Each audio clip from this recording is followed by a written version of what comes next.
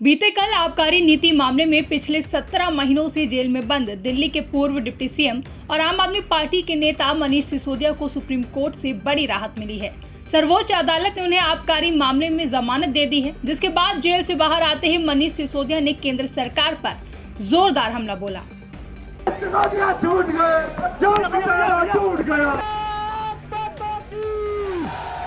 उस वक्त उन्होंने तय कर लिया था कि आने वाले समय में अगर कोई तानाशाही सरकार आके निर्दोष लोगों को जेल में डालेगी तो संविधान इसको बचाएगा।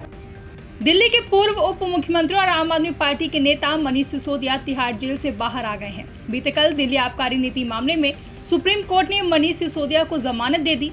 जेल से बाहर आते ही मनीष सिसोदिया ने कहा कि निर्दोष लोगों को तानाशाही सरकार से संविधान बचाएगा।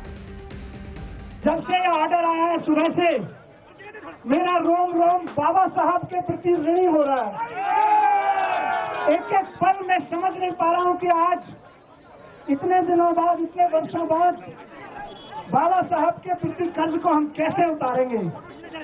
उस वक्त उन्होंने तय कर लिया था कि आने वाले समय में अगर कोई तानाशाही सरकार आके निर्दोष लोगों को जेल में डालेगी तो संविधान इसको बचाएगा। आज मैं बाहर आया हूं तो आपके प्यार की बदौलत, आपके प्यार के साथ साथ भगवान के आशीर्वाद की बदौलत, सच्चाई की ताकत की बदौलत और सबसे बड़ी चीज जो बाबा साहब ने जो सपना देखा था कि कोई तानाशाही सरकार आएगी तो तानाशाही भरे कानून बना के जब नेताओं को, विपक्ष के लोगों को जेल में डालेगी तो इस देश का वो संविधान जो बाबा साहब ने बनाया था उनकी रक्षा करेगी।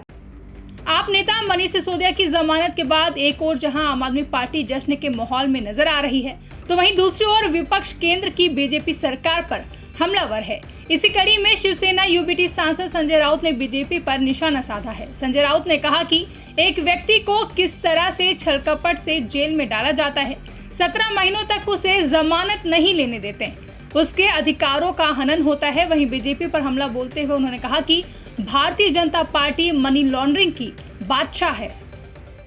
17 महीने के बाद मिली है।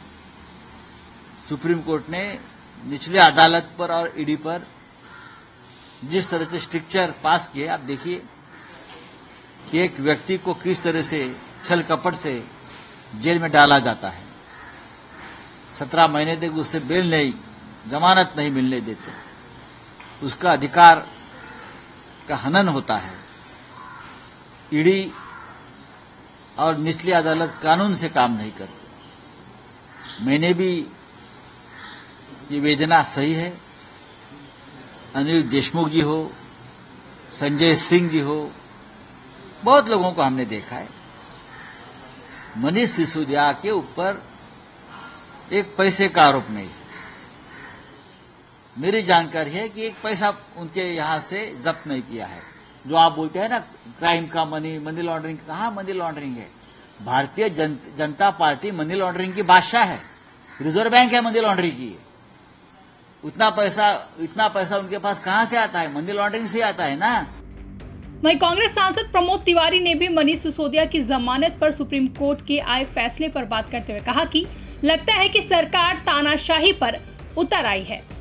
सुप्रीम कोर्ट ने भी कहा है जेल अपवाद है, जमानत नियम है। जैसा सुप्रीम कोर्ट ने कहा कि सामान्यतः जेल तब भेजा जाए जब कोई ऐसी स्थिति आ जाए, वो अपवाद है, जमानत नियम है। मेरा इस पे बहुत स्पष्ट दृष्टिकोण है। सरकार के पास चार्जशीट फाइल करके जब उनके पास पूरी तरीके से साक्ष्य हो जाए तभी गिरफ्तारी मुख्यमंत्रियों की, मंत्रियों की। अब हमारे झारखंड के मुख्यमंत्री को गिरफ्तार करके इतने दिन तक रखा गया और माना हाईकोर्ट ने, माना अदालत ने कि उनके खिलाफ तो कोई आरोप बन ही नहीं रहा था। उन्हें त्यागपत्र देना पड़ा, पुनः करना पड़ा। तो ये दिन कैसे वापस होंगे? लगता है कि सरकार तानाशाही पर उतर आई है। अपने जो उनके एजेंसीज हैं उनका दुरुपयोग फ्रंटल ऑर्गेनाइजेशन की तरह अपने विरोधियों के खिलाफ कर रही है। साथ ही कांग्रेस नेता उदित राज ने बीजेपी सरकार पर हमला करते हुए कहा कि सरकार संविधान को खत्म करने में लगी है और विपक्ष को प्रताड़ित किया जा रहा है। इतने लंबे समय तक जांच के नाम पर लोगों को जेल में रखा जा रहा है। संविधान को खत्म करने में सरकार लगी है और सारे विपक्ष को प्रताड़ित किया जा रहा है। कुछ भी मामला हो सिसोदिया के खिलाफ या विपक्ष के और नेताओं के खिलाफ, तो इतने लंबे दिनों तक जांच चलाएंगे और उनको जेल रखेंगे। तो अदालत के सजा देने के पहले सरकार सजा दे रही है, तो रोल ऑफ लॉ नहीं है। इसी को कहते हैं डिक्टेटरशिप। तो सिसोदिया जी को 17 महीने बाद जेल से छोड़ा गया। अदालत ने तो सजा नहीं दिया था। गिरफ्तारी होती है, उसकी एक लिमिट होती है, लेकिन संविधान की जीत हुई है। यही नहीं, पूरे विपक्ष के साथ ऐसा किया जा रहा। और लोग जेल में हैं, जेल में थे, और जो बीजेपी के साथ चला जाता है, चाहे जितना बड़ा भ्रष्टाचारी हो, उनके सारे केस वापस हो जाते हैं। तो संविधान की जीत है, इंडिया अलायंस की जीत है। गौरतलब है कि दिल्ली के पूर्व डिप्टी सीएम और आम आदमी पार्टी के नेता मनीष सिसोदिया कथित शराब घोटाला मामले में 26 फरवरी 2023 से जेल में बंद थे।